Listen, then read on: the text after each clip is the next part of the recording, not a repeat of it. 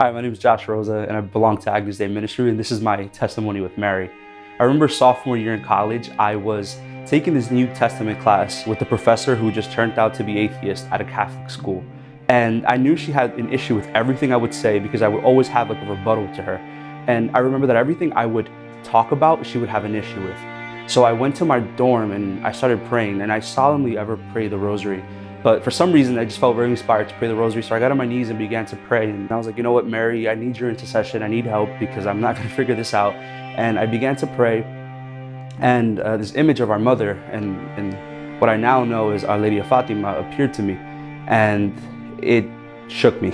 I'd never had anything like that. I never had that kind of encounter.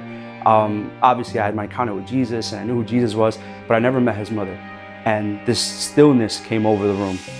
I felt calm and at peace, and that stress from that class wasn't there anymore. But at the same time, there was like a small inch of nervousness because I was in front of Mary. And then as I finished the Rosary, that stillness remained. And I felt very motivated to finish this class. And I remember that moment feeling like this calmness and like assertiveness of what I was going to do. So for my thesis, we had options of what we would write, and I chose to write the defense of Mary within the New Testament. And I brought the paper in, and the teacher tried to find every loophole, every problem with it. She actually took it to the Marian scholar of the school and tried to find a problem with the paper, and she couldn't find anything. So she brought me the paper back and gave me a B+ because of grammar.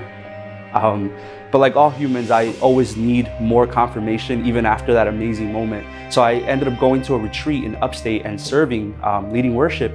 And there was this priest who was traveling with this large image of Our Lady of Guadalupe, which was known to have a heartbeat and to cry tears. And towards the end of the service, he was offering prayers, and towards the end, he was praying for me. And these words that he gave me were that Our Lady had purpose and a calling for my life.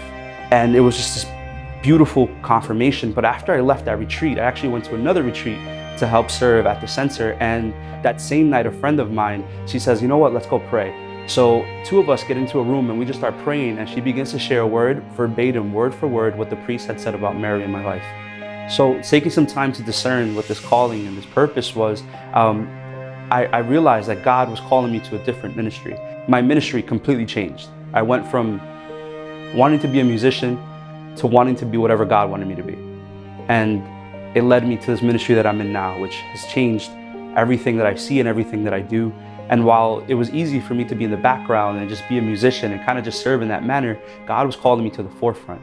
He was calling me into this new vineyard where I needed to be the one that was doing the work, where he was calling me to be used more, where I would go from a person in the background to a person teaching, to a person speaking God's word and sharing his love.